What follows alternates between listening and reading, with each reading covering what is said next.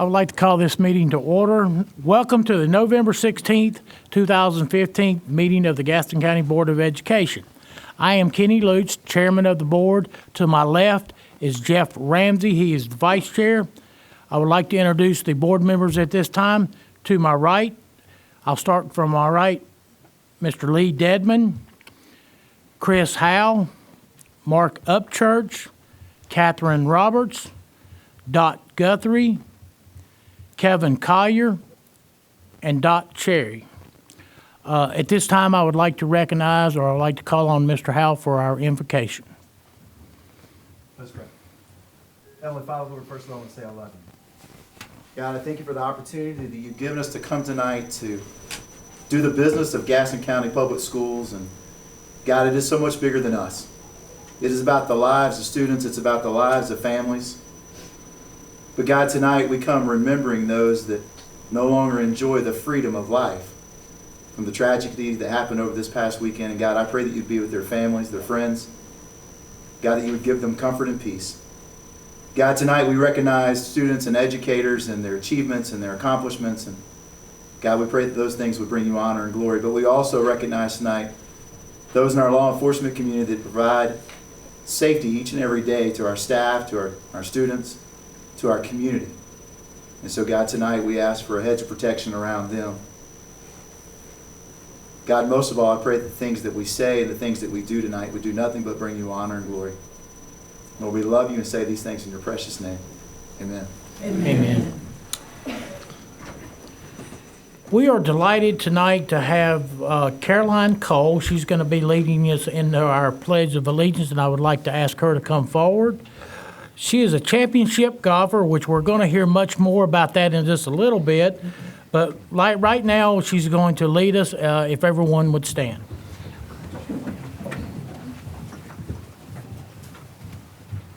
I pledge allegiance to the flag of the United States of America and to the republic for which it stands, one nation, under God, indivisible, with liberty and justice for all.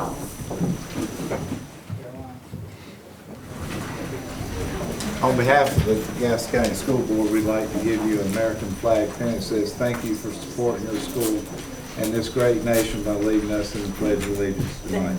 Thank you. I just have you stand by the exit, Mr. Ramsey.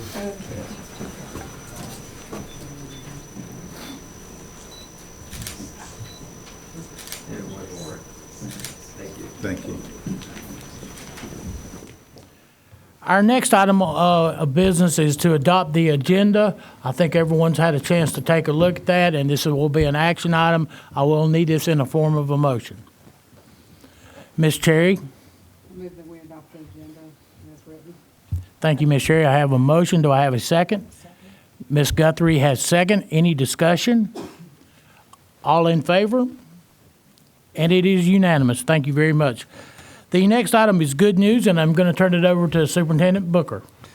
Thank you, Mr. Chairman, members of the board. Tonight we bring back one of our finest, Sadie Broom. If Ms. Broom could come forward, please. She served as executive director in her last occupation of Exceptional Children and retired in June. Sadie spent more years than she wants me to acknowledge serving children in Gaston County. But tonight, Sadie, we have brought you back for a very special occasion. And Mr. Upchurch. Good evening. It's also great to have someone retired to come back and be with us again and to receive a special award tonight.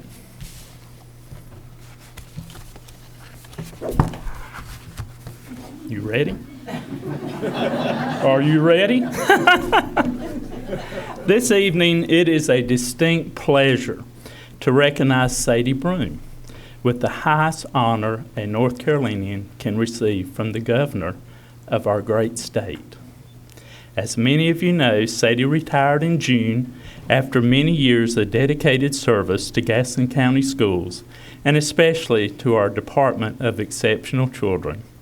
So it is good to have Sadie back with us this evening for a special presentation. The Order of the Longleaf Pine is presented to citizens who have proven who have a proven record of outstanding service to their community and to the state of North Carolina. She's very puzzled. People who receive this honor have given extra effort in their careers and made numerous contributions to improve the quality of life for others. The award recipients are considered to be among the best of the best in North Carolina. The Order, not through, wait a minute. The Order of the Longleaf Pine is one of the most coveted awards given in North Carolina, and only 15,000 people have ever received it. So this evening, Sadie Broom joins us as an elite group of North Carolinians as a recipient of the Longleaf Pine Not Your Exceptional Children Award. She is like the other award winners who have gone above and beyond the call of duty to make a significant difference in their profession, in their community, and in this great state. So, Sadie,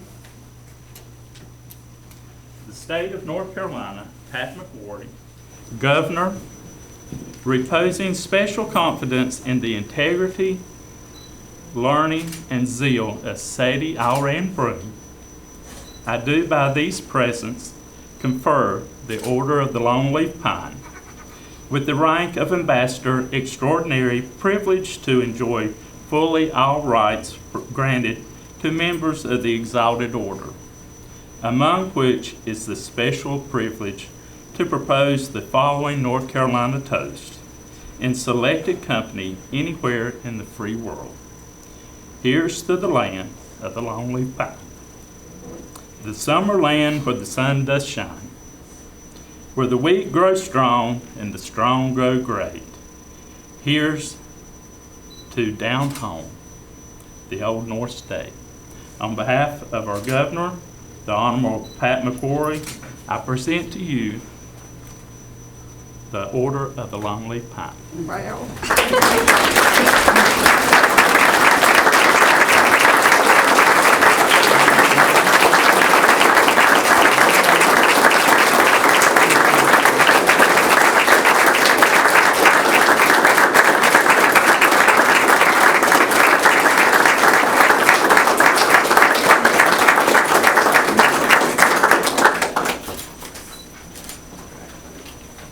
I was brought here under false pretenses.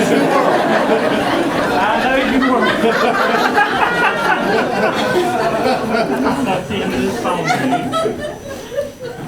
Oh, this is a very. Wow. You don't know. I've never been speechless. Let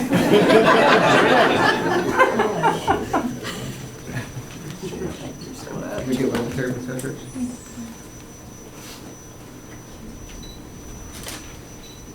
And one more. Thank you. I don't think I've ever been this surprised. And I bet not. It took a village now. thank you to everyone who made this possible. You're so welcome. You're so welcome. Mr. Upchurch, Yes.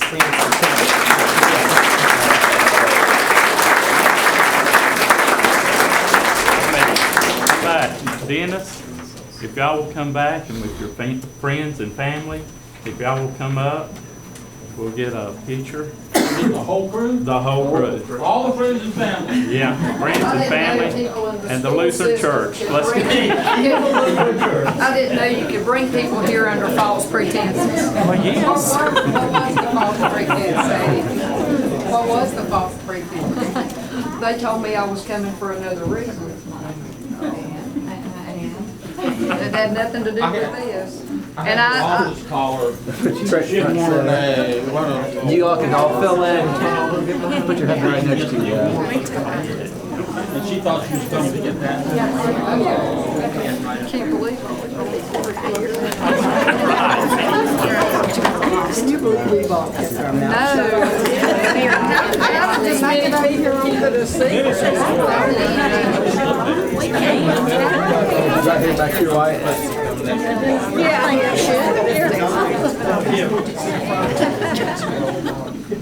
Here, Dennis. Here, Dennis. You need to get in front.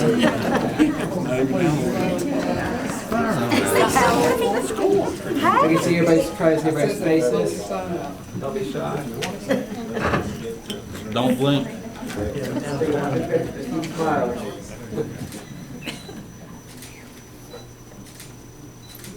One more. Congratulations, Sadie. Come here real quick. Come here real quick. Come here real quick. Y'all want another picture with this thing? I want, yeah, these two, they started this whole thing. David and Linda. Where's our photographer, gentlemen? There it is. They did all that. Can we get a picture? David, what you want to say?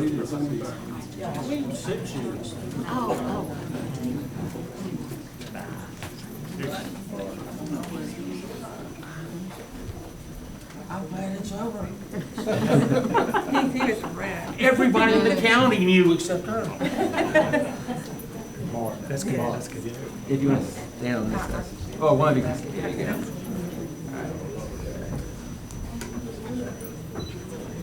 Smiling. And one more. Okay.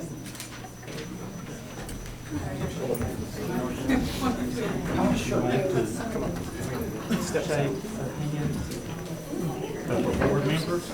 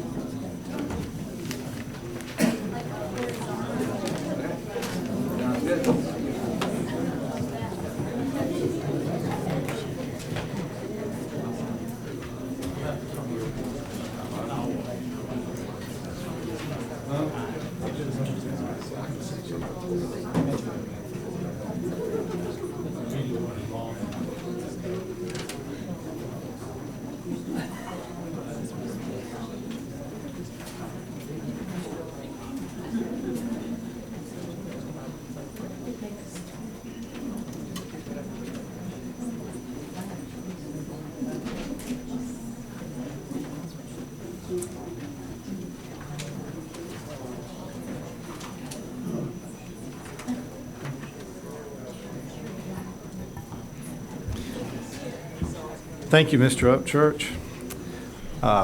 Now we'd like to shift gears and recognize some outstanding student athletes who have represented Gaston County recently in the state golf tournament. At this time, I would like to invite the Highland School of Technology girls golf team forward. Caroline Cole, Rebecca Hester, Emily Spargo, Ashley Lowry, Abigail Hester, Kimberly Shellman, and Shelby Miller. And I know that their coach, Marty Hutchins, came in early. Marty, could you come up, please, sir? And the principal, Miss Denise McLean. I saw her as well. Could you join us? Members of the board and our viewing audience, this team had an outstanding season. They were undefeated in the regular season, and for a third year in a row, they were the Southern Piedmont Conference champions. Not only that, but 5 of the players before us were named to the all-conference team, and the senior, Caroline Cole, was the player of the year for the conference. The Lady Rams finished 3rd in the regional tournament and then qualified for the state championship tournament, where they finished 6th in the state. In addition, Caroline qualified for the individual championship, and she finished 3rd in the state in front of 80 other competitors. This is a great performance by Caroline and all of the team members. We also want to congratulate Mr. Hutchins for his dedication in developing a program over the last several years. We know that the whole Highland community is proud of your team's achievements. You might also like to know that these girls dedicated their season to one of their most dedicated fans who is currently battling cancer. We are sure that she appreciated the support and is proud of everything you accomplished. So, at this time, turn it over to Mr. Dedman. First of all, I'm very proud of Mr. Hutchins, Ms. McLean, and the students, but I'm probably more proud, I heard what their GPA was, and that is impressive. I mean, you've done a great job. But Mr. Hutchins has worked at Highland for 8 years, takes his golf and his art very seriously. And I'm very, very proud of you girls. I mean, immensely so, because I know how difficult it is to do all the studying that you like to do. Don't you like to study? They do. But I'm very, very proud on you. But I'm going to award these certificates to you. Caroline, you have 2. One is for outstanding state golf tournament. Thank you. But we're very, very proud of you. Ms. McLean, congratulations to you also. But what was the most exciting part of playing in the state tournament? Rebecca? Right there. Hi. Congratulations. Thank you. Tell us, Rebecca, what was the best part about playing the state tournament? Or let's leave Caroline to tell us first, okay? Emily? The best part for me was making a long putt on the last hole to finish my high school. Were you all golf. nervous? Yeah. Was your coach nervous? Ashley? Congratulations. Mr. Hutchins, you have anything to say? It's such a privilege to coach these girls. We have such a wonderful program, which you know, as far as the dedication to the team. And my job is made very simple by good parents. We have wonderful parent support. Can't say enough about our parents. And Ms. McLean, so much support from everyone at the school. And it's just a joy and a privilege to coach these young ladies. Well, we'd like our parents also to stand up so they can be recognized over these young ladies.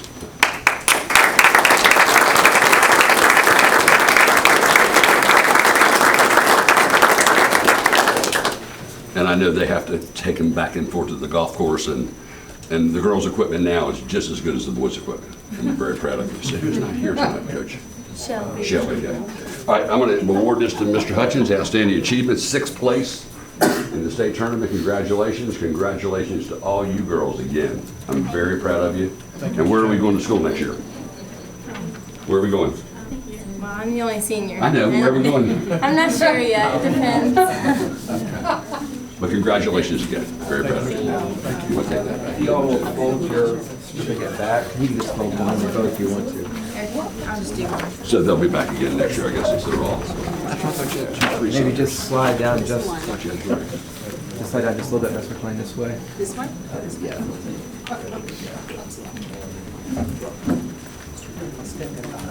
How much time? I'm going to be in here next to Ms. McLean. This way and smile. And one more. Thank you. Thank you.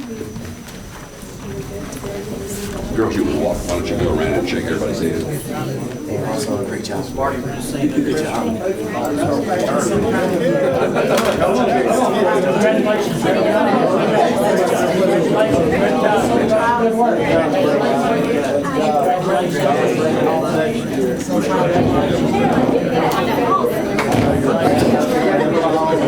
Great job.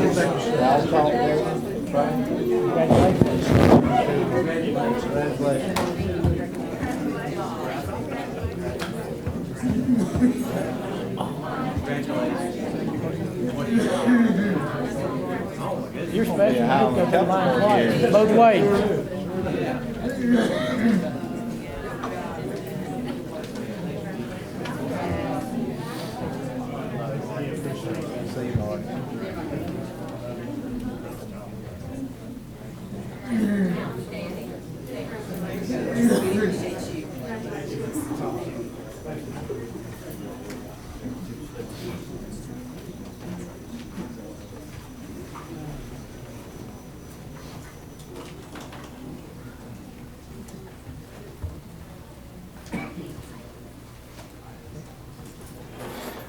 Members of the board, it's fitting that tonight, when we have all these public servants that we're going to recognize, that we pause for a moment to recognize 3 freshmen from East Gaston High School. And I believe we have one of them here with us tonight, along with Dr. Bostic, the principal of East Gaston. But on October 10th, And you may have seen this story. There was a house fire in Mount Holly. Blake Jenkins, Dalton Watts, and Eric LeGrand were outside when they noticed that smoke was coming from Blake's house. They were quick to react. Eric dialed 911, and before fire crews made it to the scene, the teenagers entered the home and cleared the house. Because it was filling with smoke, they were able to help Blake's grandmother, who had fallen in the bathroom. Fire officials said it appeared that a toaster may have started the fire, and we commend these young men for their acts of bravery and quick action in the face of a dangerous situation. While they may not think so, they've proven themselves as heroes, and we're very proud of their heroic efforts. So we wanted to take a moment and pause and thank them for those and to recognize the great accomplishment they have done. So, Mr. Collier. We have certificates for all three of them, but Blake will present you yours here tonight. For outstanding courage and heroic efforts, this is a certificate of recognition for your heroic work. And it's signed by our chair, Mr. Kenny Lutz, and our superintendent, Mr. Jeffrey Booker. Thank you. It's a wonderful thing. What spawned you to do it? I mean, I'm just curious what went through your mind. My house is on fire. My grandparents are in there. And you didn't think twice. Wow, that's just wonderful. Your instincts are great. And thank you again.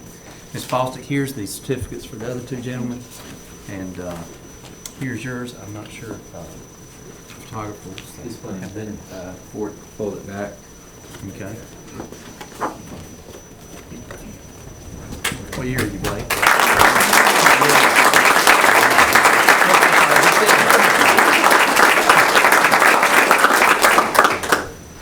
Wow. And one more. Thank you. Okay. And the board would like to shake your hand if you come on.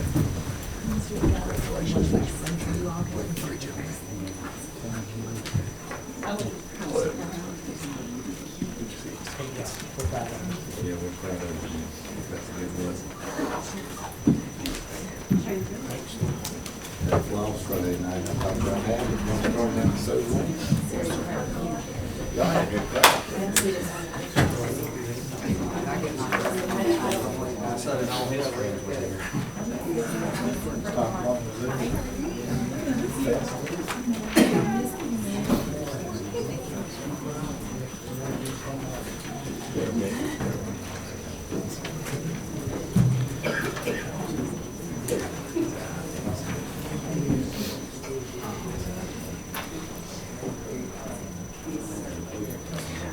Mr. Chairman, members of the board, as we have one hero leaving the building, we want to pause tonight and recognize a large group of people who are responsible for helping to keep our schools safe and secure each day.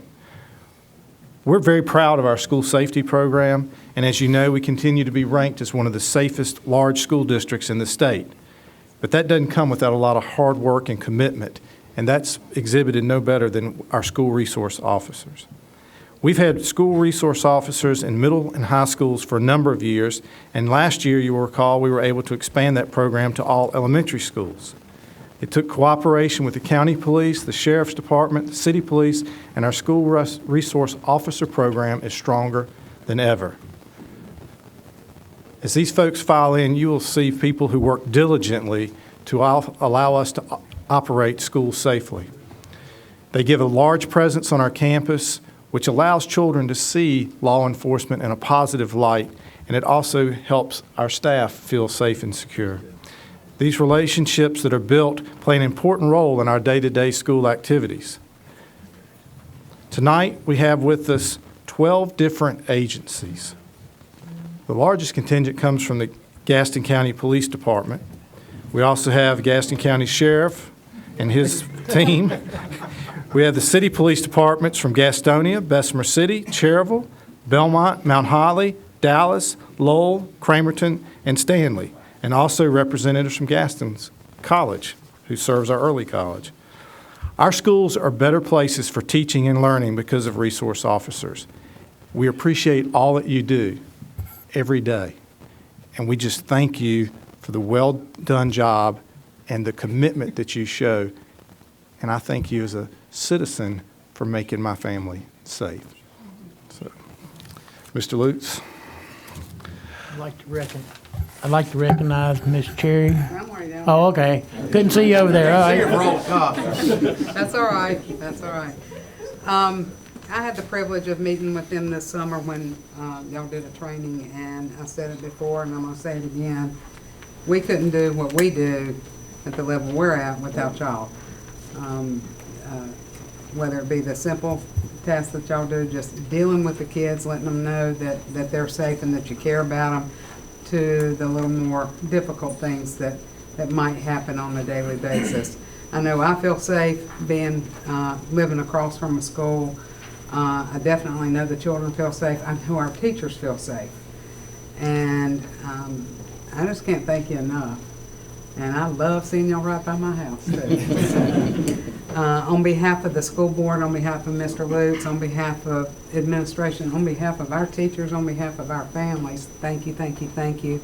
County Commission, City Council, whoever, well, and Gary, thank you for finding the money. We cannot do this without you. We don't want to ever have to even think about doing this without you. So, where are those cheese nips? I'm supposed to give everybody a pack of cheese nips. So, Todd, is there something I'm supposed to give them? Apparently not. You have our love.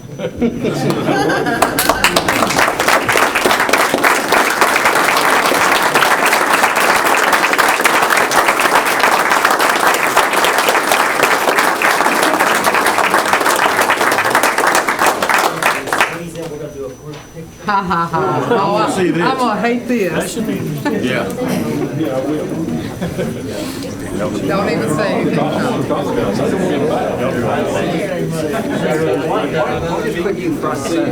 Why? Oh, I'm gonna hate that. I'm gonna really hate that.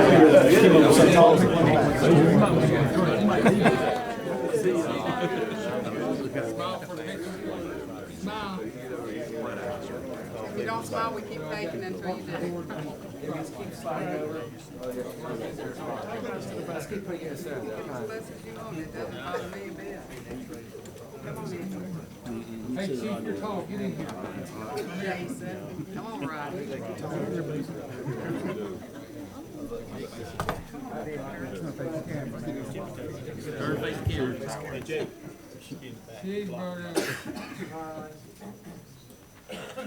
Is it election year for Allen again? No, 3 more.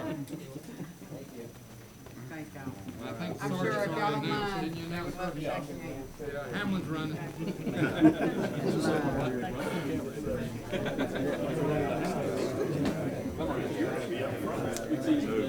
Congratulations, guys. Yeah, I've already shook all their hands. I've been shaking all them hands. They'll be tomorrow, man. Come on,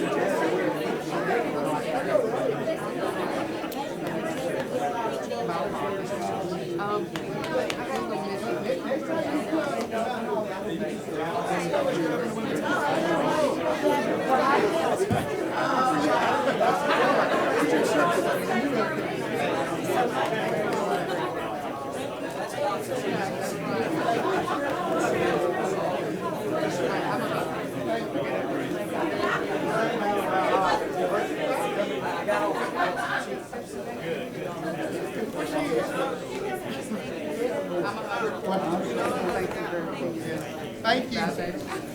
Did you steal them off my? I did not. Bye. See you later. Thank you. We appreciate it.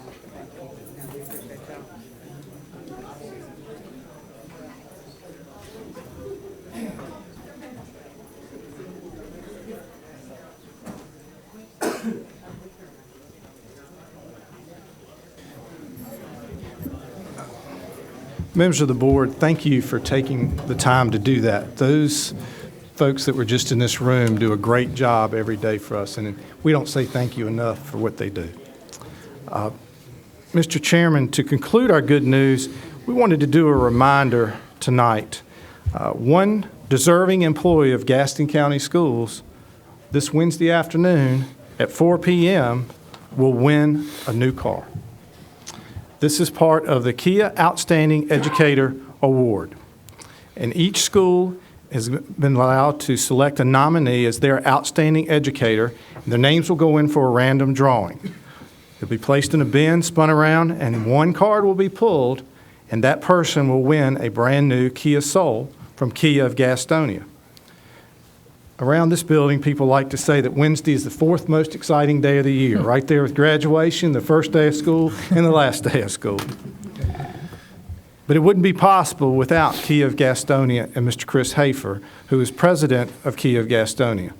And just to give you a flavor of his commitment to this, we wanted to show a video from our back-to-school convocation for employees so you could see his commitment.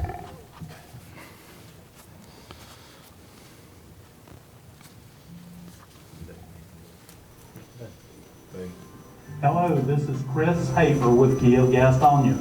For the past 2 years, I've really enjoyed being with you for your back-to-school convocation. I know you're having a great program today. Unfortunately, as you have probably noticed, there isn't a Kia Soul sitting on the stage. That's because it's sitting in front of the school for you to admire as you leave today. Again, this year, Kia of Gastonia is pleased to sponsor the Kia Outstanding Educator Award program and present a brand new car to one deserving employee of Gaston School System. Come November, one employee will be named Kia Outstanding Educator and drive off in a new Kia from Kia of Gastonia. From everyone at Kia of Gastonia, we hope you have a successful school year and take a good look at the Kia Soul parked out front because it could be yours. I think you can see from the enthusiasm Mr. Hafer shows, he is committed to our school system. And we're proud to have Kia of Gastonia as one of our outstanding business partners. And we really appreciate that they pause to show their support and value of our school employees.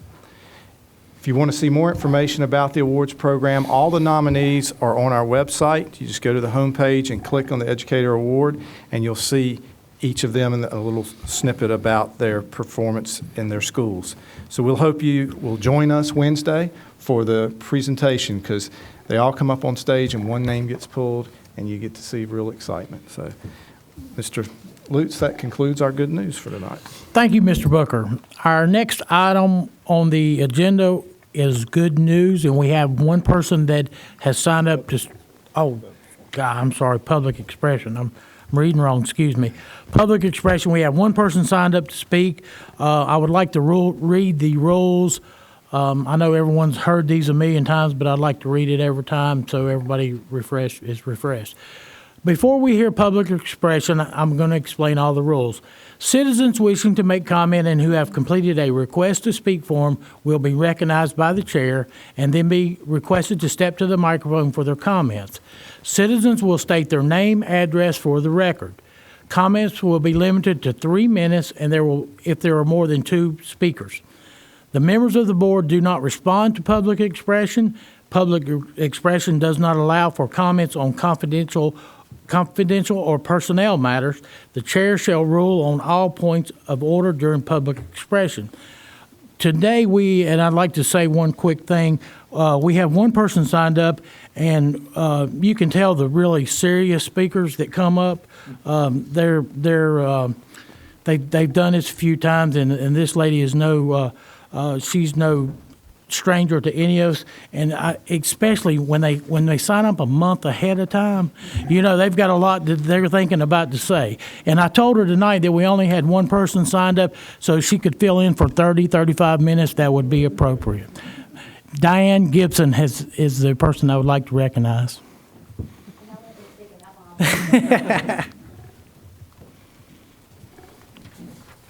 I'm Diane Gibson, 908 South Street, Gastonia. Chairman Lutz, esteemed members of the school board, and Mr. Booker, good evening. I am Diane Gibson, president of the Gaston unit of the North Carolina Association of Educators. NCA's core values continue to drive what we do here in Gaston and across North Carolina. We work to empower our members as leaders in their schools and classrooms. We remain a powerful voice for our students, public schools, and educators. My purpose in speaking with you tonight is threefold. First, on behalf of our members, I would like to express our appreciation for you guys increasing our supplement. This action demonstrates leadership and your value for our students. If we as a county are to recruit and retain quality teachers and education personnel for our students, it will take commitments like you did with the supplement that brings us closer to the state average. Secondly, I want to thank you for passing the American Education Week Proclamation. The National Education Association was one of the creators and original sponsors of American Education Week. Distressed that 25% of the country's World War I draftees were illiterate and 9% were physically unfit, representatives of the NEA and the American Legion met in 1919 to seek ways to generate public support for education. 96 years later, and we're still trying to generate support for public education. I want to encourage all of you to visit some of our classrooms this week and stop by Eastridge Mall, where several of our students have posters and essays on display illustrating what they like best about school. Lastly, I ask that you join us in our continued fight to get public education the funding and support it needs. NCAE advocates for quality public education for every child. You can always join us by becoming an associate member. Thank you.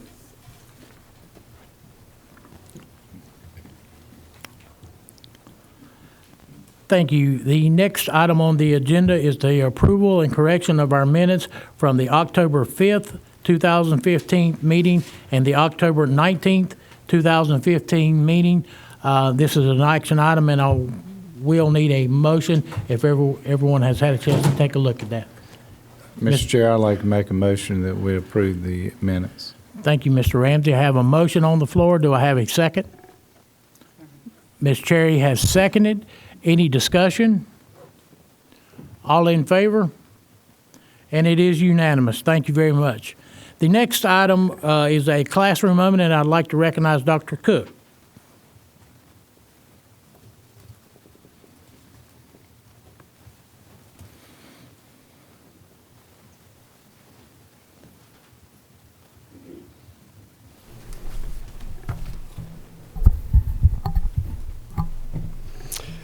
Good evening, Chairman Lutz, board members, and Superintendent Booker.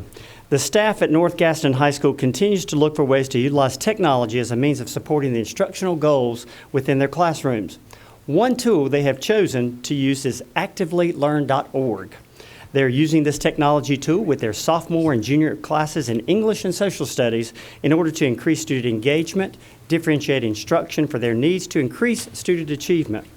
Engagement in reading is primarily dependent on three factors: prior knowledge, including vocabulary, skills, and motivation. As teachers, we consistently assess the capabilities of our students, motivate them to try their best, and help them when they struggle. Employing a variety of strategies is necessary, but often these initiatives don't come at the right time or at the right place to make the impact. We have some very special teachers with us this evening to present. Miss Lynn Fowler, who is the North Gaston High School English Department Chair.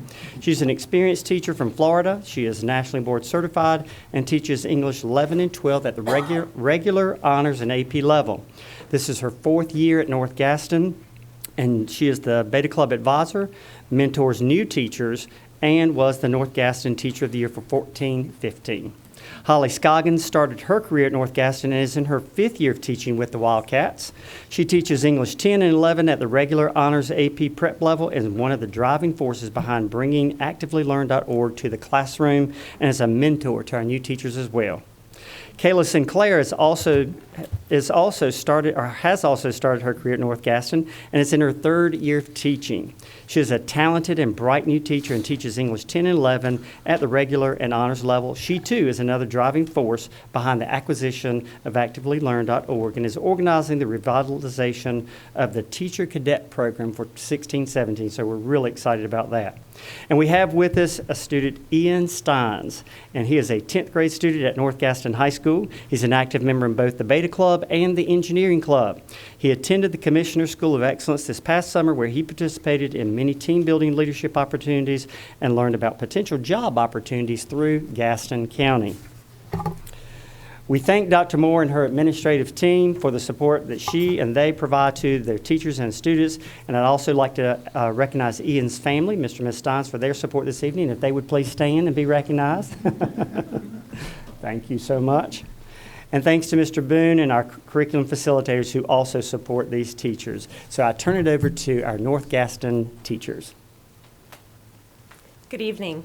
We're here tonight, like he said, to speak to you all about Actively Learn and how we have implemented that in our classrooms. This is, I'm just going to leave it where it is. This is a program that we began using this past spring in our classrooms, and we have seen great growth from our students with this. Actively Learn is an online reading platform, instead of a reading program. And probably the best way that I can explain that to all of you is that it is a way for us to present information to students rather than a very rigid program that requires you to do a certain amount of time or certain activities with your students. It opens it up for them. It allows differentiation between PLC members. It allows differentiation for students, even within the classroom and the way that we grade the answers that they give to us. So we found it to be wonderful that way. It's also a very useful collaboration tool through PLCs. We can collaborate together on the readings that we choose to use with the students. We can collaborate cross-curricular, make cross-curricular connections, and it also provides a collaboration tool for our students to use. From the very lowest struggling readers to the very highest readers, they have that opportunity to collaborate together. It has shown, for us so far, we have seen great increases in reading and writing from individual students, and it is, of course, a 21st century learning opportunity that is available to our students to use.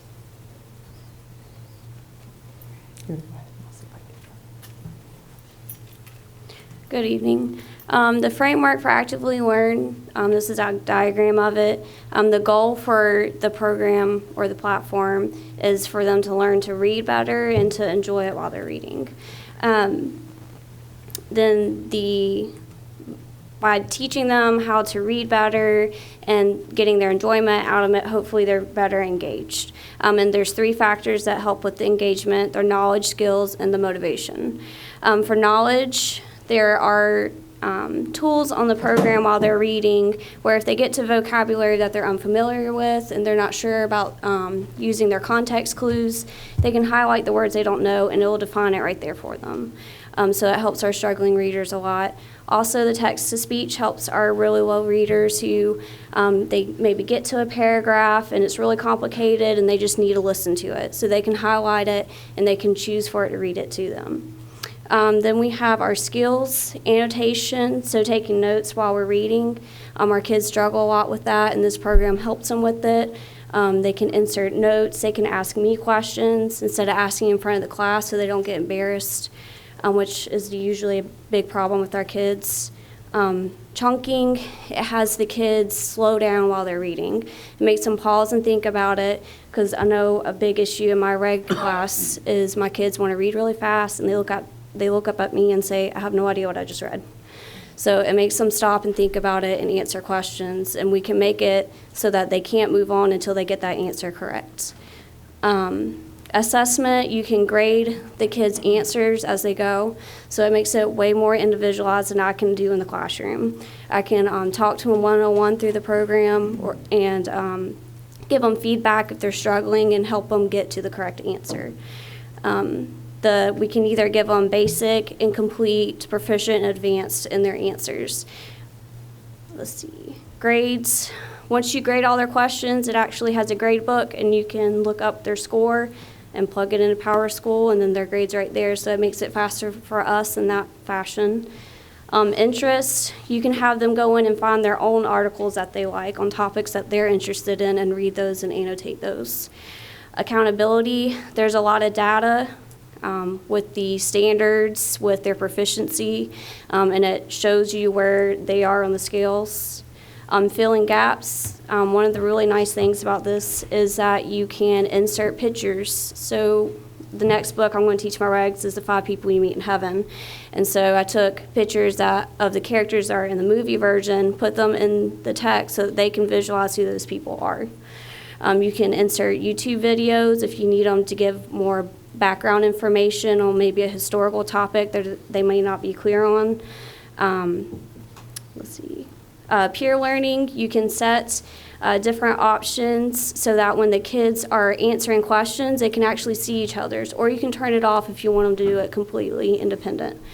That way it becomes like a discussion board, and that's also with the annotating. They can make their notes that they take on their version public so that the other students can see it, so that they're helping each other if they think it's going to be useful for someone else in the classroom.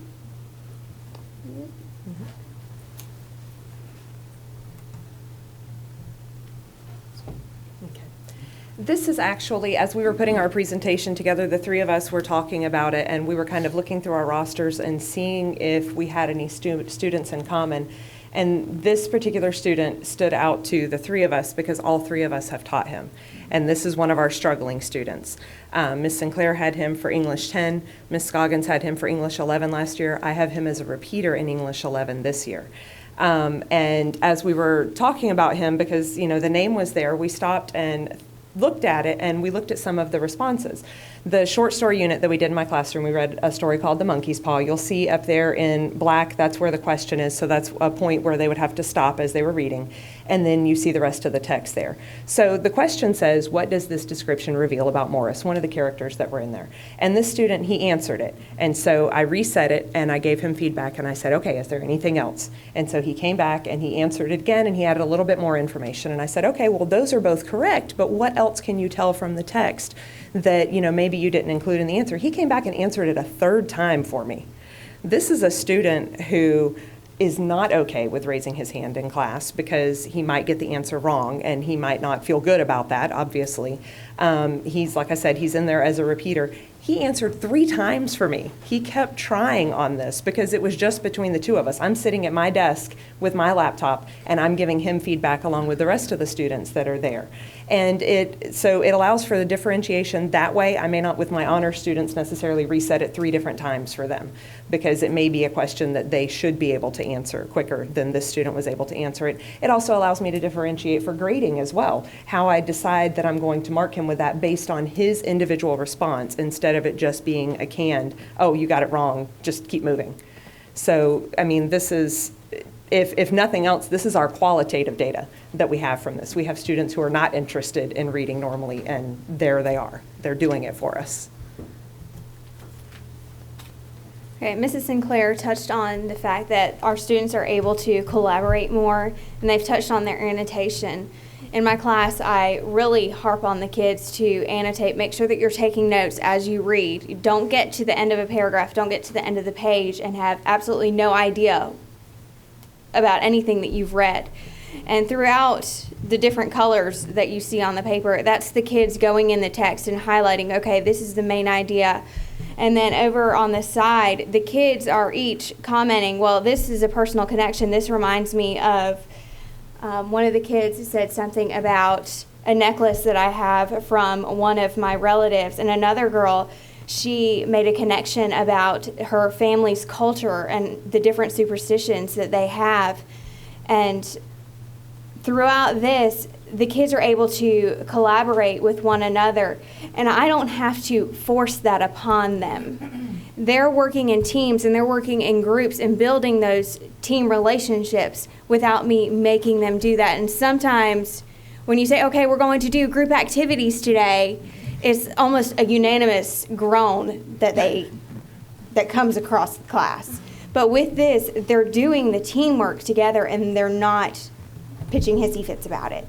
And that's one of the great things about this that I like having the kids do. Another thing with this is one of the superstitions that we were able to do. Mrs. Fowler mentioned that this is cross-curricular. We are able to work with I worked with the psychology department on this unit to get the whole process of the mind.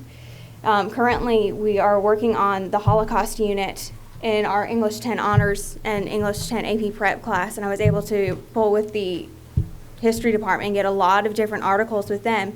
And with this one program, we were able to share a lot of different articles back and forth. And we were able to get just as much work done and just share it with each other. And the kids were able to get all of that done together.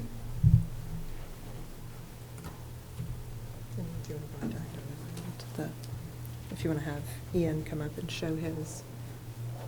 We actually have Ian's account pulled up in Mrs. Scoggins' class, and we're going to walk through some of the activities that are available there. Here's any article. I'm just going to bring this one up. All right, so this is a book we read in Mrs. Scoggins' class. This is The Alchemist. It was a very long book. It was very fun. It was very fun. Wonderful. It's a very deep book, so there's a lot of chances to get confused in this. The good thing about Actively Learn is if I am stuck, I can go through here and look for a highlight. This is something I said. If anybody else gets stuck also, they can go through here. If they see a highlight, they can look it up and see what I thought it meant, and this can give them an insight to what it might mean in the paragraph, but everybody does have different opinions. I'm going to try to find one. Ashley put on.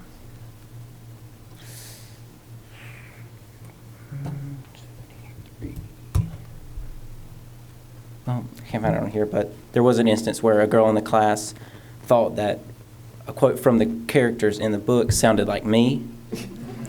So she highlighted that and shared it with the class, so everybody would know that that's something that I would say.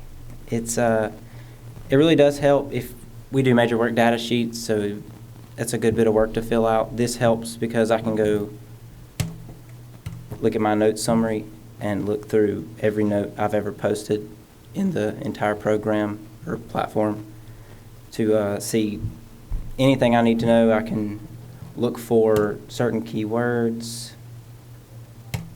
like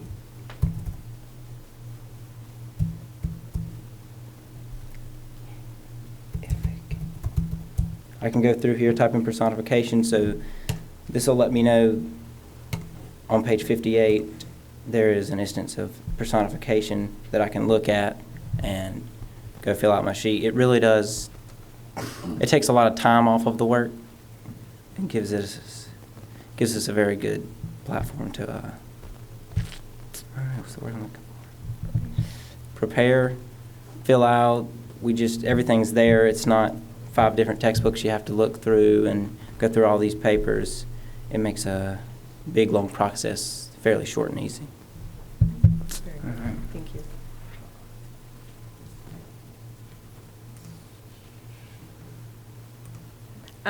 Well, while he's logged in, we can't show you, but from when we log in as teachers, we would be able to show you that this is not just something for English. to use. This is something down the left-hand side when we log in. It's separated by standards, it's separated by subject areas, it's separated by grade levels, and it has things that are available from 2nd grade through 12th grade in any subject that you want to jump into. And so at our last faculty meeting, Dr. Moore had us present this to our social studies department as well, because the American history teachers were looking for primary source documents. They're there. They can go and they can find them. If it's not there, you go, you Google it, find what you need, and upload it and put it there, and then add your own questions into it. Add your own extra background information to it, whatever you need to do. And like I said at the beginning, it's great we found that it's great because it doesn't require the students, they don't have to come into English class and sit for 90 minutes and they're just doing this. And then they go to history class and they're sitting for 90 minutes and they're just doing that. Instead of overkill, it allows us to have that flexibility that's there. So. Do you all have any questions for us about it? Yes? I've got a couple. Okay. So are you finding that this way of instruction is accomplishing all the goals that you need to meet the state? To help us meet standards? Yes. Absolutely. Good. Absolutely. And we can go in and we can pull our own data in our own classes that show us where students are, as a class, what their proficiency is for different standards that are tagged along with the questions as they go through there.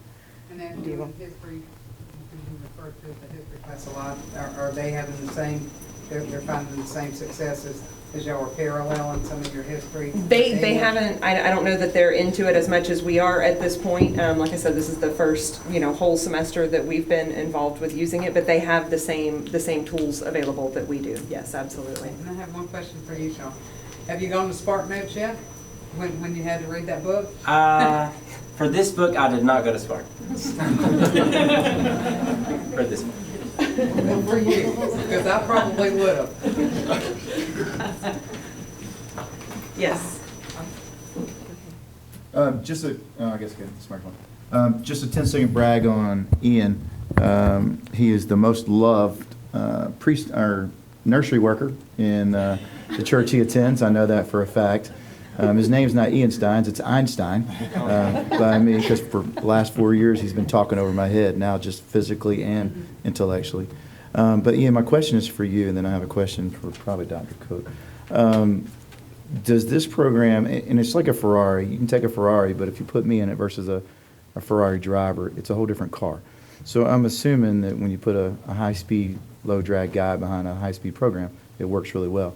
Is that helping you kind of mentor and tutor your peer mates within school so that you're able to kind of help them get through the book, say one like this, it's a little more difficult than others?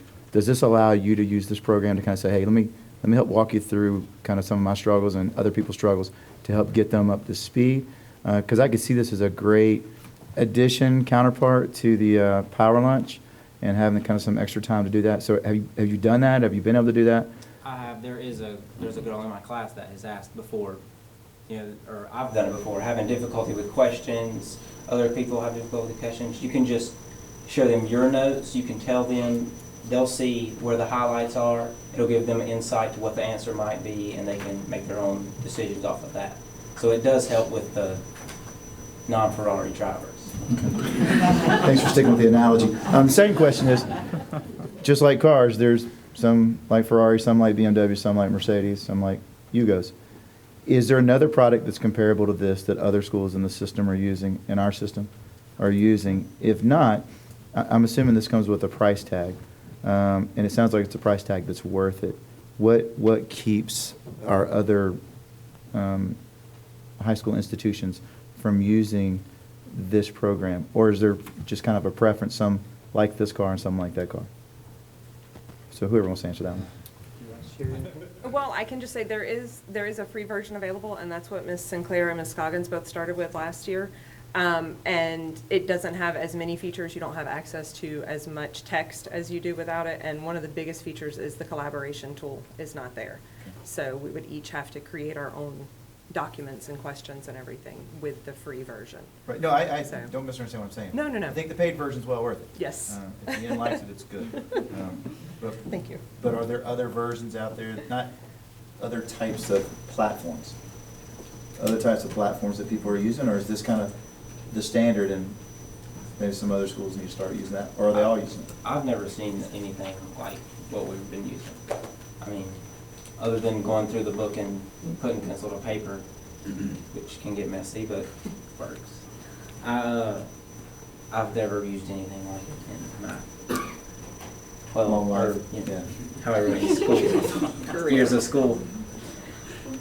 And Ms. Chowell, to further answer that just a little bit more, I think we continue using classroom moments as we do with being engaged with each of our schools and principal meetings and other areas to highlight those things that are being successful across our district. So this is just one tool that's being used within the district, and so there are lots of those opportunities. And so we specifically were impressed with what we saw when we were at North Gaston, and so we wanted to highlight that and share that. And Mr. Boone is actually going to be sharing, he and Dr. Moore, I think, a little bit about it with principals at their principal meeting tomorrow as well. So just continuing to look to expand to make sure that everyone is knowledgeable, but then making choices about what those needs are with each student and each group of students and content areas and grade levels and so forth.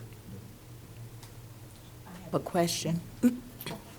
I wanted to ask, as you look at the standards and address the standards and the required reading per grade level, are you able to modify the classics so that the students will be able to have a better understanding as they read the classics that are required, or do you select some of what the state recommends for reading?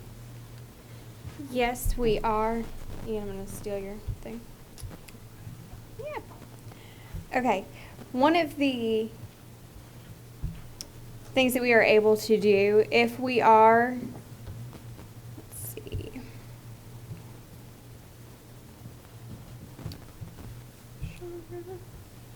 Okay.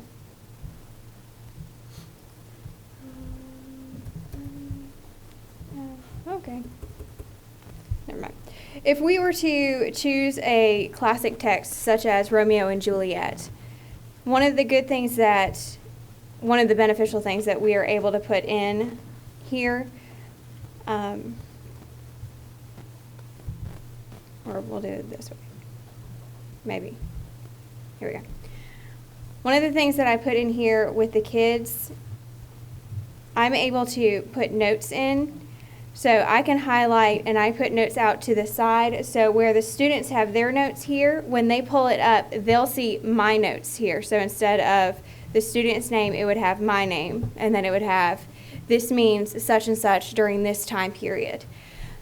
One of the things that we can work with here, one of the differentiation tools that we can work with Actively Learn, after the kids join, based on reading level, based on maybe if the student is, based on their struggling 504 plan, whatever the case may be, we can actually mark specific students as, okay, well, poetry, they might need a little more help. So we can go ahead and go through our rosters and say, okay, well, this note is for the kids who need extra help. And then that will automatically pop up just for those specific kids.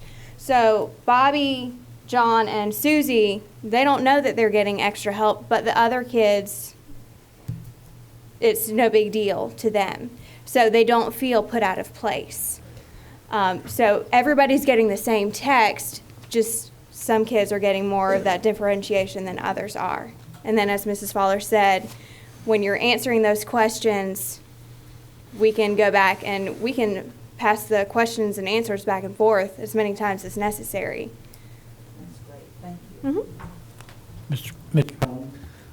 I've got two questions, one along the line of Mr. Howell's and one along the line of Ms. Guthrie's. I'll first with Ms. Guthrie. Is Actively Learn, are you limited to what, as far as reading material, what's within their platform or their program, or can you access books or things outside of anything you want? You can go online if there's not something that's already offered. You can go online or search your own files for whatever is available, and you just upload it. And then, like for the Monkey's Paw, I think that was one that it wasn't there, or it was a different version than what we were going to do with it, and so we just Googled it, found it, put the one that we wanted online, and then went through and used some of the questions maybe that were on the other version, and then added our own questions as well as we were going through it. So no, I mean, the sky's the limit as far as what you put on there.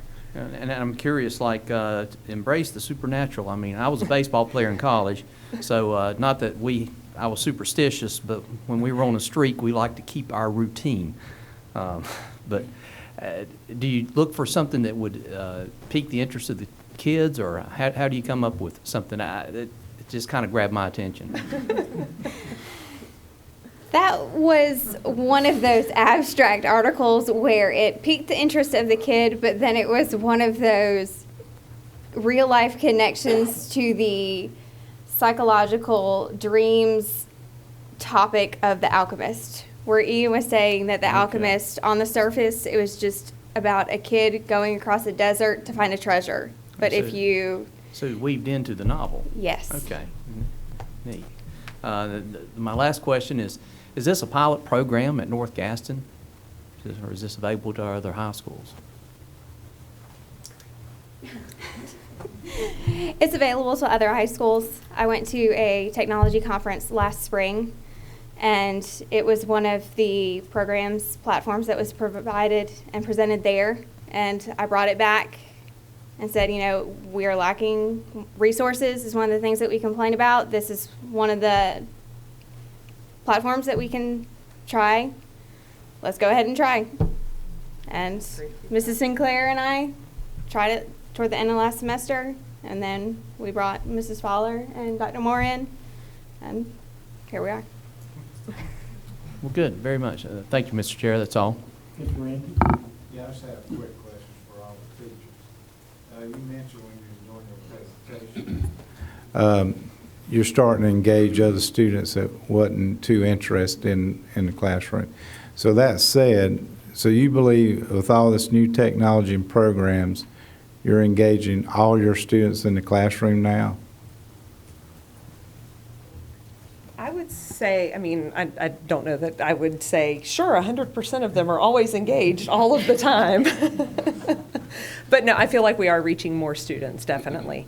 Because, I mean, it's called Actively Learn, and it's because they are actively reading, and that's what you want with readers. They have to stop at a certain point, and they have to, you know, answer the question there. It forces them to think about what it is that they're reading as they're going through it. Absolutely.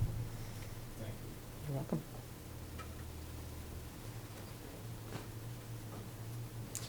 I think just one thing to add about this program, that engagement piece, is that it allows the teachers to communicate with students individually, whereas everybody in a typical class would normally be raising and wanting to talk and respond. This allows them to interact with individual students. I think that's one of the benefits that we've seen with this particular program.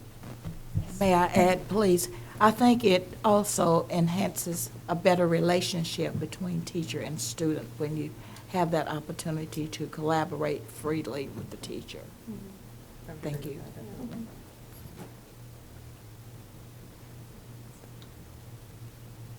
Thank you, Dr. Cook. We appreciate you and your teachers, and we look forward to seeing other big things happen with this program.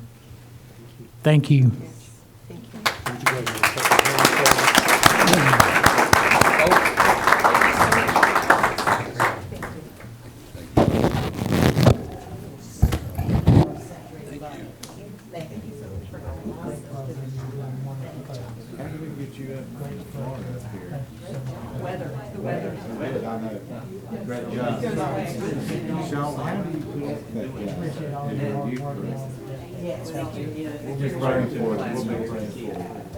Great job. Thanks for bringing that back to us. Good job. That's fine. We tried to talk about it. You take your time. Take them with you. Thank you very much.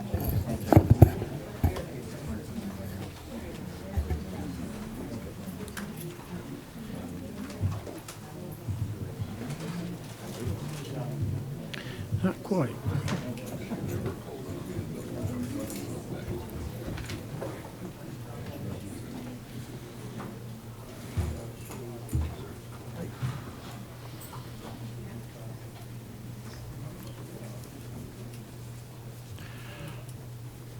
Our next item on the agenda is the American Education Week proclamation, and I would like to recognize Mr. Hagan.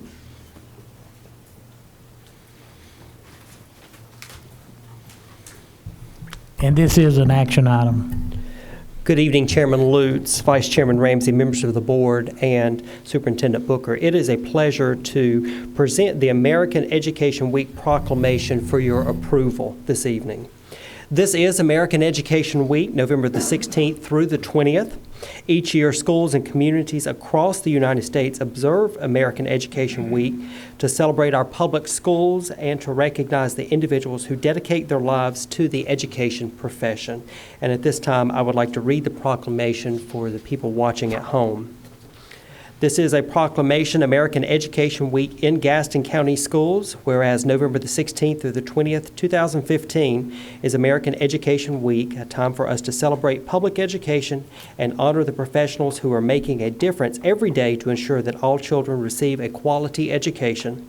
And whereas the first American Education Week was observed in December 1921 and co-sponsored by the National Education Association and the American Legion, and whereas since then, schools and communities across the country have come together each year to celebrate the week with special activities that bring attention to the importance of education.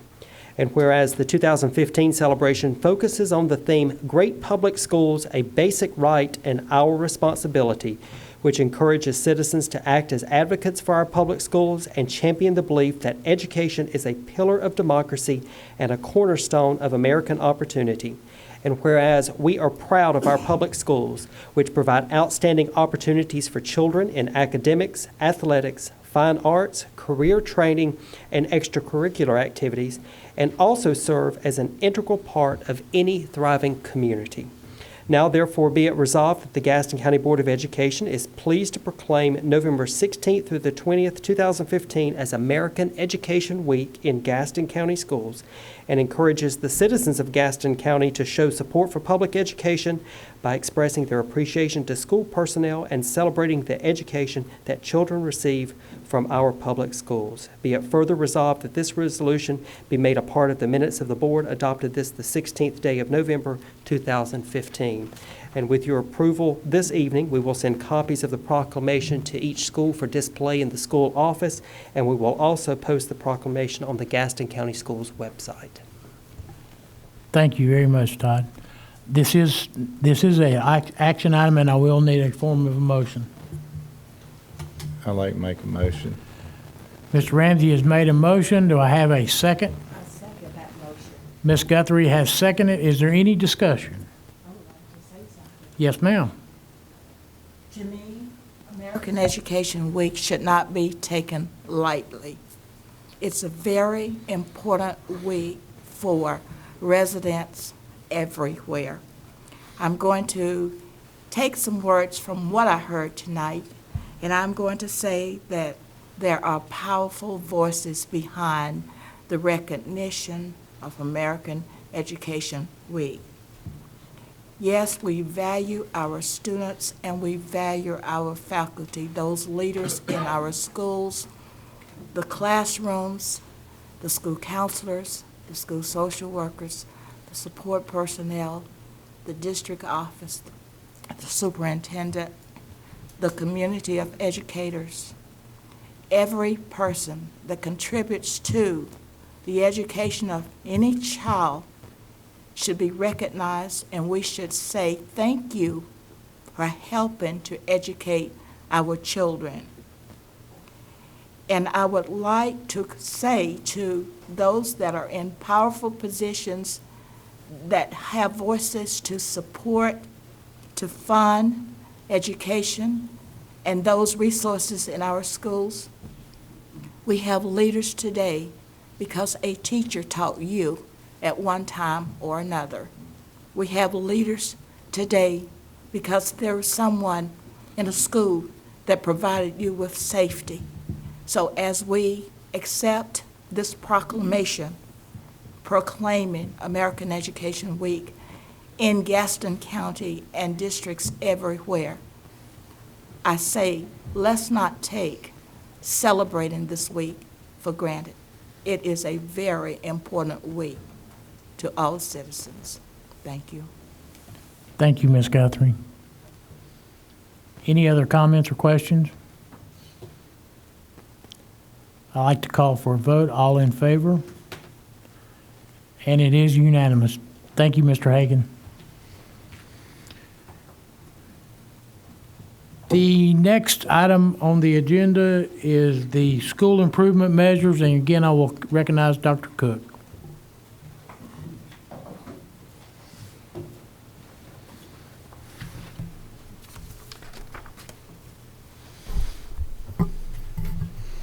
Good evening again, Chairman Lutz, board members, and Superintendent Booker. I'd like to begin by providing a brief review of information that I shared with you on October 19th related to school improvement measures for low-performing schools. Low-performing schools have recently been identified in North Carolina based on data from the 2014-15 school year. There are 13 low-performing schools in Gaston County Schools. In recent weeks, these schools have worked with members of the Curriculum Instruction Division, members of the cabinet staff, and their school's site-based management team to develop revised goals and actions for school improvement. In this process, the schools have used very specific data provided to them by our Accountability Division and have strategically focused on ways to support student achievement and growth and to move out of low-performing status. Each of the involved schools has submitted their revised school improvement plan for review. Feedback has been provided to the schools. Their plans have been made public via the school websites for review of staff, parents, guardians, and others as required by the state. In addition, required letters have been distributed to parents and guardians in these schools.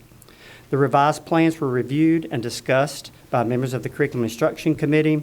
Copies of the plans have been provided to and reviewed by the full board. And in keeping with requirements of the State Board of Education, these plans must be approved by the local Board of Education prior to being submitted to the state. Next steps include the plans being submitted to the State Board within 5 days of your approval. Once the plans are received and reviewed by the state, they may offer recommendations. Based on the timeline which has been provided, tonight the approval of these plans is being presented to you as an action item. Thank you, Dr. Cook. This is an action item, and are there any questions or statements on this that anyone has? Yes, Ms. Roberts. This was discussed some in our committee. I just wanted to reiterate that what needs to be done with these 13 schools, I want to make sure that this board keeps the focus on that, and that is a new priority one, and that we support staff in whatever resources that they need. In the school system, it's hard to say this is number one priority because everything seems to be number one. But personally, I feel like if things need to be put to the side temporarily, then they have to be put to the side. Our focus needs to be on this 13. And whatever we need to do as a board to support our teachers, staff, to be able to get what they need to get done, let them accomplish that. Thank you. Ms. Sherry? Go ahead. No, that's fine. Go ahead. Okay, all right, that's what I was going to ask. Thank you. I have a motion. Do I have a second? Mr. Dedman has made the second. Any other discussion? Yes, Mr. Collier. Just a comment along Ms. Roberts' line. The principals in charge of these schools are put in what I think some unfair situations. You know, this is something the state has mandated, and to require letters in their files, I just think is unfair because some of these principals have just been put in these schools to try to turn them around. And I just wanted to point that out that this is a state mandate I think is a little fair to our leaders in some of those schools. Now, I agree with Ms. Roberts. We need to address it and do everything within our power to change the direction of these schools, but I just feel for those principals who are having to have something put in their files because of a state mandate. And that's the only comment I made, Mr. Chair. Thank you, Mr. Collier. Any other discussion? All in favor? It is unanimous. Thank you very much, Dr. Cook. I believe you're going to have the next item, too. The next item will be personal education plans and transition plans.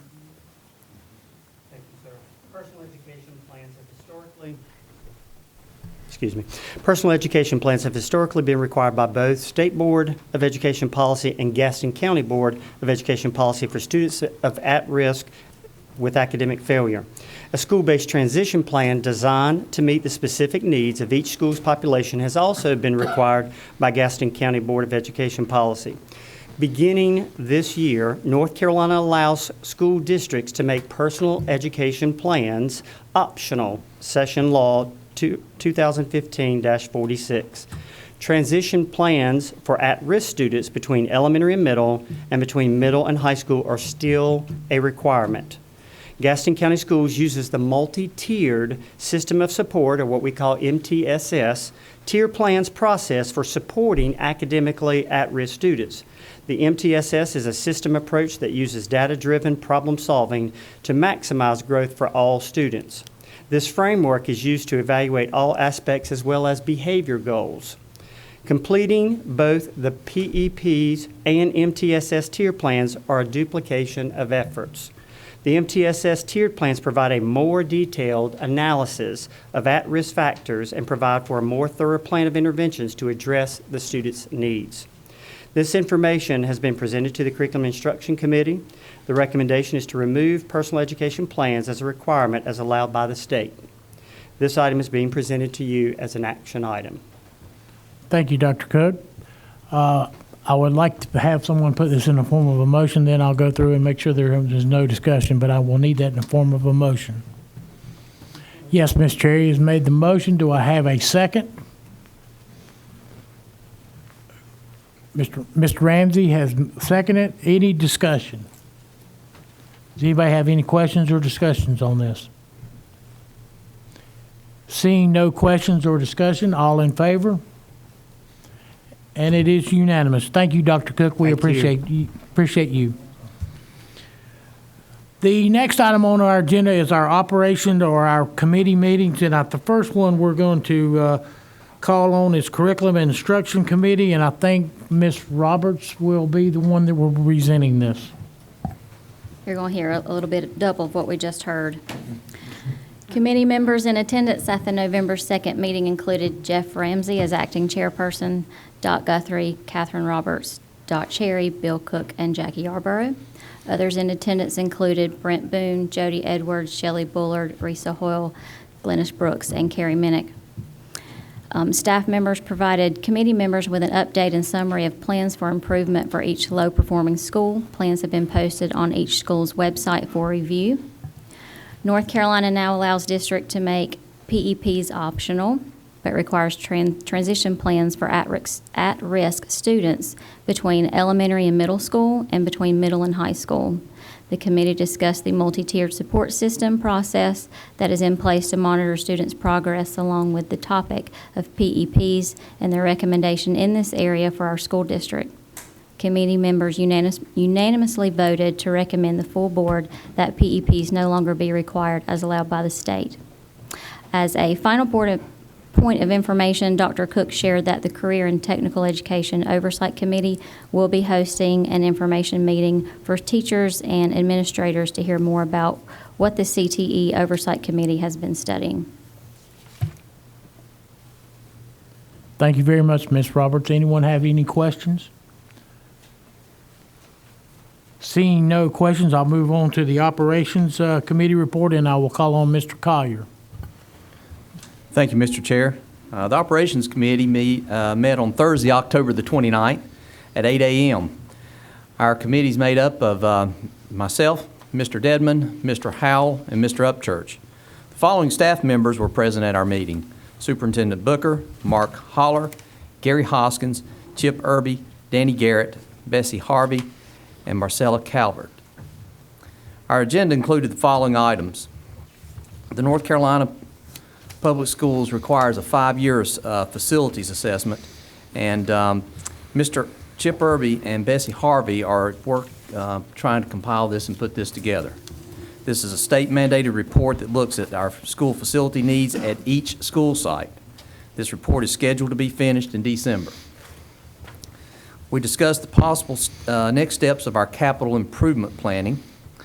We then also discussed and agreed that we need to request the remaining $45 million from the 2007 bonds from the County Commission.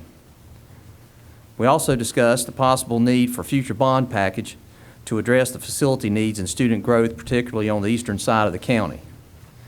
One of the other things we discussed at length were options to look at the athletic needs at Hunter Huss High School. And at this time, I'm going to recognize Mr. Howell for further information on this item. Thank you, Mr. Collier. Mr. Chair, fellow board members, Superintendent Jeff Booker. We talked about the needs at Hunter Huss that a committee took to the county commissioners, then they brought to the county commissioners, recommended they come talk to the Board of Education. And in looking at those, several of us have been out, looked at them personally, walked, seen what the requested needs were. To bring you up to date of where we're at with Caramont proceeds, lease proceeds, because this plays into what our motion is for tonight. $20 million from proceeds from Caramont Health was given to the county commissioners, at which point they put together a county commissioner task force and had people present to them needs-based ideas within our county. The school system presented that need base of $1.1 million, and that was awarded to Gaston County Schools for Chromebooks. Following or included with that task force, they recommended a $3.5 million township grant, with $500,000 per township, with Gastonia being allotted 2 grants for a total of $1 million. They've asked for those applications for the township grants to be submitted to County Manager Earl Mathers, and to be done no later than December the 31st, 2015. Our committee believes that based on the requirements of the township grant, that the needs at Hunter Huss pertaining to their athletic facilities fall within that. And so here are the needs. The Hunter Huss track resurface and marking. They currently have an uneven surface with no marking, and so we saw that as a chance and an opportunity to be able to upgrade that facility to something that's a lot more usable for them, and that provide that for them. The second part that they requested was a fence to complete the fencing around the practice field, which is located up on the road, if you know, next to Edgefield Avenue. There are partial fences there on one side, there's a retaining wall on the back side, and then on the other end where the goalposts are, there's a partial fence. They'd like to close that in, and the main reason, after talking to some personnel at Hunter Huss, is they have some unusual and unacceptable debris that makes its way onto the field, practice field, even during the week, and especially more so on the weekend. There's uninhibited access from the community to be able to walk across that field. A particular instance that was shared with me was a gentleman who lives in the community that was walking his 2 dogs across the practice field during the middle of a practice. So we have uninhibited access without that fencing area from the public to our students that are athletes on that field and also coaches. And we also have the potential for some material hazardous waste, if you will, making it on that field if the community's animals decide to use that facility as they're walking. And so the final proposal that we would like to make to this board, and it comes as a motion with the second from our committee already, is that we submit a application for the township grant for the city of Gastonia for $100,000 track resurfacing and markings to keep it as a 6-lane track. That we add to that a $15,000 cost of adding to the existing fence on the practice field to help curb that inhibited access to that and provide a cleaner surface for our athletes there to practice on, for a total of $115,000. And as I said, this comes as a motion with a second from our committee for this board's consideration. Thank you, Mr. Howell. So that's in the form of a motion, and it's already been seconded, so I don't need it. Any discussion? Anyone have any questions or discussion? I'm sure they'll be glad to answer anything. Seeing no questions or discussion, I would like to call for a vote. All in favor? And it is unanimous. Thank you, Mr. Howell. Thank you, Mr. Collier. The next item on the agenda will be the CT Oversight Committee update, and Mr. Cook, or Dr. Cook.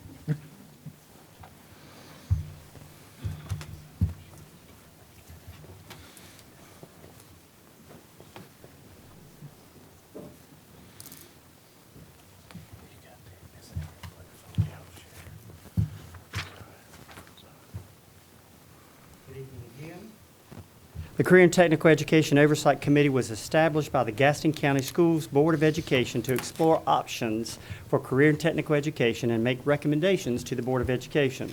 The CTE Oversight Committee members, which include Mr. Ramsey and Mr. Howell, have met monthly since June 2015. They have traveled many miles across several states, have invested a large amount of their time to learn about other programs, partnerships, and offerings.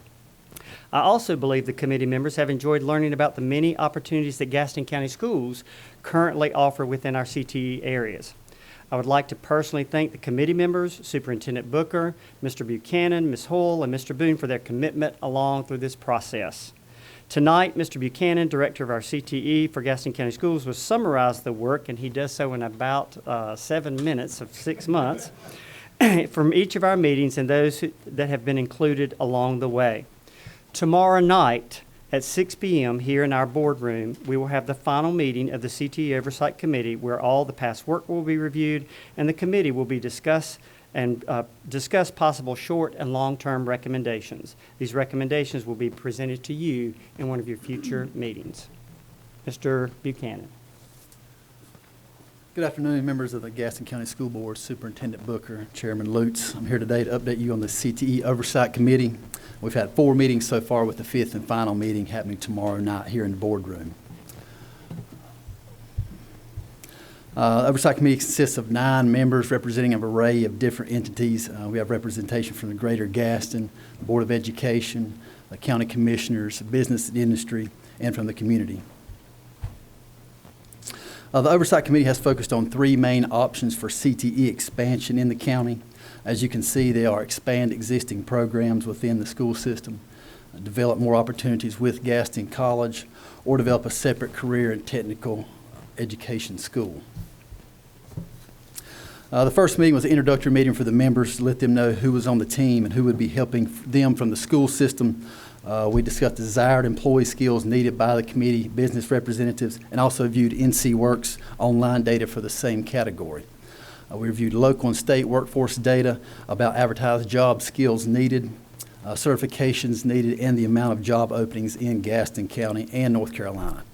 The last part of the meeting highlighted facts about CTE in Gaston County schools, things like the number of students and teachers in CTE, career clusters, and CTE concentrators were explained to the committee. The second meeting opened with a review of the top 5 desired employee skills selected by the Oversight Committee at the last meeting, which also mirrored the advertised skills reported by NC Works online.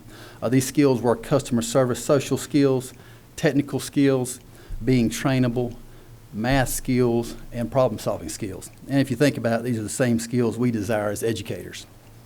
We then covered the CTE courses offered in Gaston County schools, where they were located, and how they were funded. The majority of this meeting was focused on selecting 5 model programs the committee would visit to help them arrive at the best option for CTE expansion in Gaston County. This meeting was concluded by reviewing the 3 options for expansion in CTE in Gaston County. The third meeting, before I begin discussing our 5 visits, I would just like to commend again the Oversight Committee. We traveled over 750 miles, 2 states, to visit these 5 schools that I'm getting ready to cover with you. The first meeting was at Gaston College. We just sat down with them and discussed what they had to offer, and then we learned that they would be more than happy to partner with us to expand or accommodate any future offerings. We went about 15 miles down the road to Lincoln School of Technology in Lincoln County. They offered automotive, drafting, health sciences, computer programming, mechatronics, digital media, all for grades 10 through 12. Transportation was provided for the first 3 periods of the day from each home school, and they service 4 high schools in the county. The facility and the land were both donated by Timken Roller Bearing. Third visit was Vernon Malone College and Career Academy in Wake County. This is a partnership between Wake County Schools, and Wake Tech Community College. It was a former Coca-Cola bottling plant that was purchased by the county, remodeled, and then leased to the school system for $1 a year. They offer HVAC, biopharmaceutical tech, collision repair, electrical systems, nursing, plumbing, game design, and welding. And this is offered for 9th through 12th graders. This was the home school for these students, and they were selected by a lottery. This was the second year of its existence. There were around 300 students at that moment we visited, and the overall capacity was for 500 when they were at full staff or full capacity. The Wake Tech part of the school was left open for adults to attend after hours. So the school system side is shut down when the students leave, and then after hours, the Wake Tech side keeps functioning for adults. The fourth visit was the Weaver Academy in Guilford County Schools in Greensboro. It's a CTE and Performing Visual Arts magnet school that share the same campus. They offer auto collision, auto mechanics, diesel technology, carpentry, graphics, culinary, computer engineering, HVAC, and apparel. The schools offer to grades 9 through 12. Transportation is provided in an AM/PM bus schedule. So they will bus a group over to take 2 periods before lunch, and then bus another group over to take 2 periods after lunch. The fifth and final visit was the Swofford Career Center in Inman, South Carolina. It serviced 2 school districts, Spartanburg School District 1 and 2. They offered auto collision mechanics, carpentry, graphics, electrical trades, drafting, health sciences, horticulture, machine tool, welding, network, and protective services. Transportation was also provided in another AM/PM bus scheduling, where the students would come over for a 2-period block, and then another group would come for the final 2-period block. This is also available to 10th through 12th graders.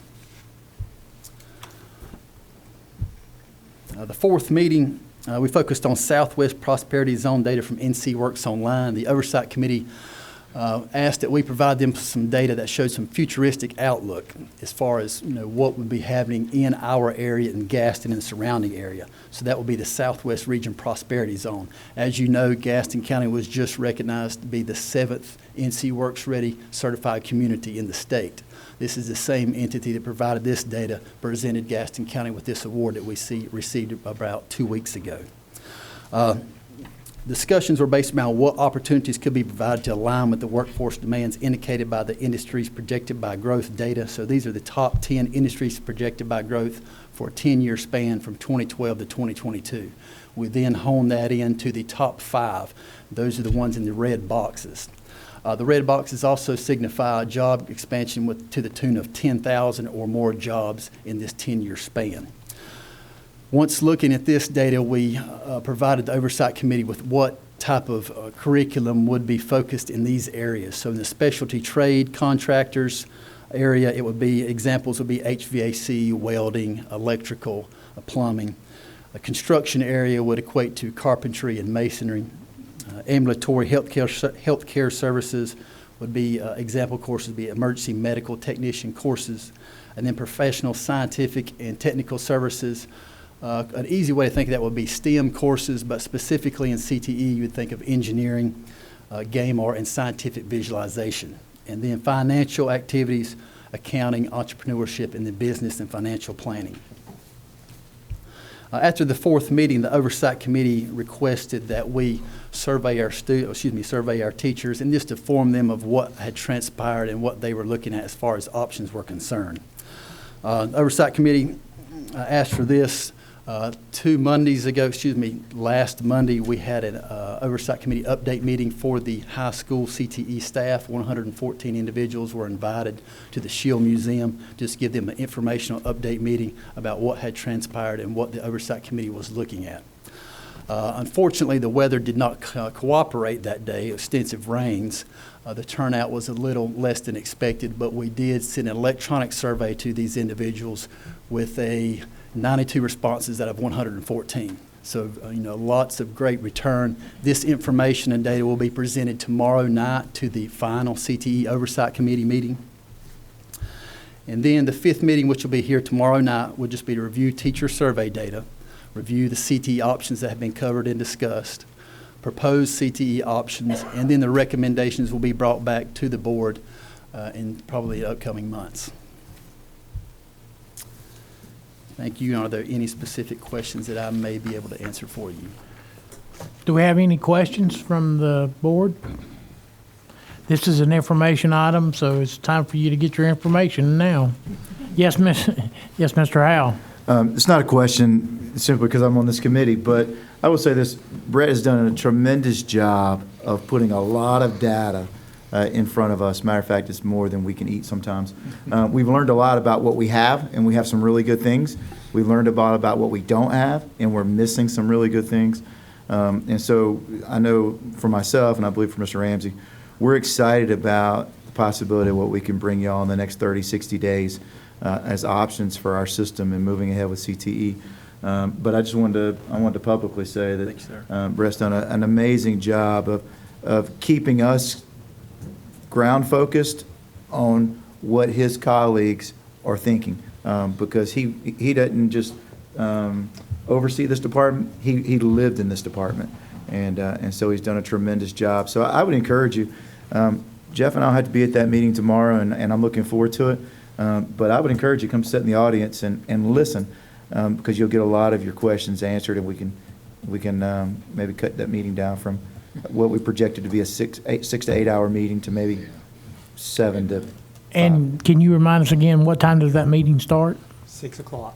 6 o'clock in the boardroom? Yes, sir. Okay, thank you very much. Any other questions or comments? Yes, Ms. Guthrie. I just want to say that this is an exciting time for education in Gaston County, and truly with the CTE department, you make it exciting.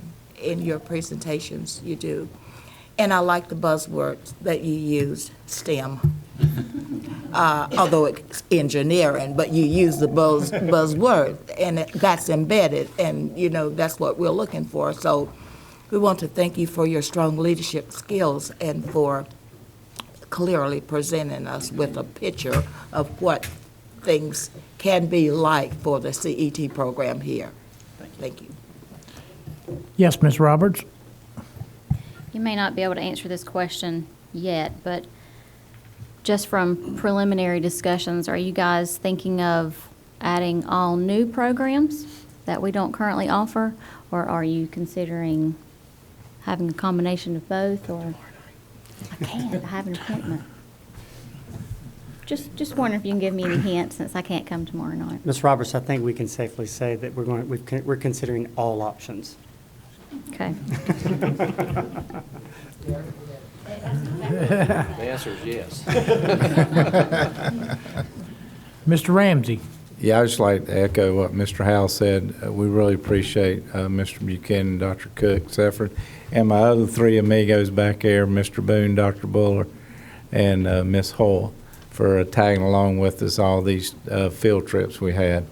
But it is an exciting time because you don't realize only 20 or 25% of our kids go to college. Well, we had to prepare the other 75% with the tools to get them prepared for great jobs out there. And I think we're going to head in the right direction. You'll probably see a short-term and a long-term proposal from us. And hopefully we can implement something at least next fall, 2016, to have some success to get it off the ground. And we all saw this past weekend where they're building advanced manufacturing. Gas College investing $8 million, and we need to be a part of that. Thank you. Thank you, Mr. Ramsey. Any other questions or comments? Dr. Cook, Mr. Buchanan, we appreciate you, and we appreciate all the efforts and all the hard work and your entire group that has been involved with this, and we look forward to seeing the final recommendations. And I do invite all the board members to come out tomorrow night at 6 o'clock in the boardroom for the meeting. Thank you, sir. Thank you very much. The next item on our agenda is the consent agenda, and that's an action item, and I'll need that in the form of a motion. Mr. Collier. Mr. Chair, I'd like to make a motion to adopt the consent agenda. Thank you, Mr. Collier. Mr. Ramsey? Second. Have a second. Any discussion on the consent agenda? Seeing no discussion on the consent agenda, all in favor? And that is unanimous. I will turn it over to Mr. Booker for superintendent comments. Thank you, Mr. Chair. Members of the board, you'll recall that our students participated in Nickels for Neighbors and collected over $25,000 to help the families and children in Clarendon and Williamsburg County, South Carolina. These were identified through an employee that we have here in Gaston County who is a native of that area, and she shared pictures, and it was a very moving story. Well, for us, it's great that this end of this week, we'll be able to deliver that money to the superintendents there, and we'll take some video for you and bring it back. And just wanted you to know that that has already been received. We've received one letter from a legislator in South Carolina acknowledging what these children did and the leadership that our school system, primarily our principals, provided. And so I wanted you to know that that was received positively. Also, time is flying. Next week is Thanksgiving. So it'll be a short week. Wednesday will be a teacher work day, and then Thursday and Friday are student holidays as well. So students are out all 3, Wednesday, Thursday, Friday, and then our offices will be closed Thursday and Friday of next week, which leads into December, and it's holiday parade time. And many of you know the good old classic orange school bus number 1. It gets to participate, and this year it's signed up for 8 parades. So Mr. Hagens will be distributing a sign-up sheet for you so that you can participate in parades throughout our county. It's always a neat event. And I think the chairman has a list of meetings going forward for you all to review. Yes. I'm gonna pass these down. This kind of gives us our holiday schedule, and it's got our board retreat dates and everything on there. I wanted everyone to have a copy of this so you could have a time to take a look at this. Okay. Anything? Okay. I think that's all from Mr. Booker. Mr. Collier? Mr. Chair, I'd like to make a motion to go into closed session. I'm Yes, sorry. sir, Mr. Dedman. Is that? Sure. I'm sorry, Kevin. I just wanted to say I had a little good news. I enjoyed visiting Lowell Elementary the other day. They do this reading workshop. It is fabulous. Are you familiar with that, Ms. Guthrie? It is unbelievable. I visited Mrs. Hayes' class, and she took me to 2 or 3 other classes, and it was really a neat program. And I would advise all of you, if you wanted to go by and watch some exciting first graders and second graders read. I mean, it's just that I have identified a teacher. She's in the first grade now, but she will definitely be a teacher. She was reading to the class, and she would take her book and turn it around and show the pictures. I mean, she was great. But I wanted to, Lowell's got a great program if you have a chance to go by there and see that. Thank you, Mr. Chairman. Yes, thank you. Mr. Collier? I'm just taking a second look. Mr. Chair, I'd like to make a motion to go into closed session under North Carolina General Statute 143-318.11, paragraph A3 for consultation with attorney, paragraph A6 for personnel, and paragraph A8 for school safety plans. Thank you, Mr. Collier. I have a motion to go into closed session. Do I have a second? Mr. Ramsey has second. Any discussion? We'll be taking about a 5-minute break in between. All in favor? Unanimous. I was trying to get everything.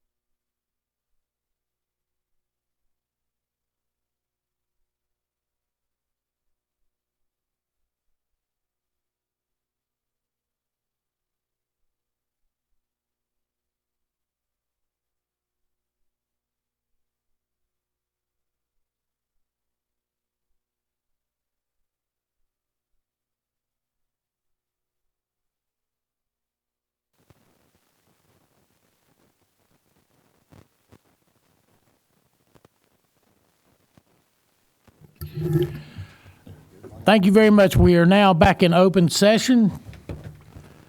Mr. Collier, Mr. Chair, I'd like to make a motion to adjourn. I have a motion for adjournment. Do I have a second from Ms. Cherry? Any discussion? Seeing no discussion, all in favor? We're adjourned.